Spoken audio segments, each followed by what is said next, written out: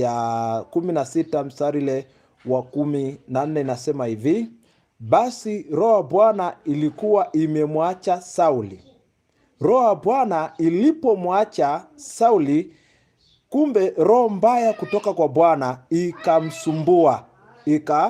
ikamsumbua. Kwa hiyo kumbe za zingine unakuta wafalme wanapofanya ambayo si mema, wanapofanya ambayo si mazuri, ile roho ya huruma, hata kuhurumia watu wake, hata kuhurumia nchi anayoongoza, kumbe unakuta ile wema, ile huruma inaondoka, kwa sababu roho Mungu ikiisha ondoka ndani yake, roho ya huruma, roho ya upendo, roho ya kujali watu wake ikiisha ondoka ndani yake, basi kinachofuata ni roho mbaya.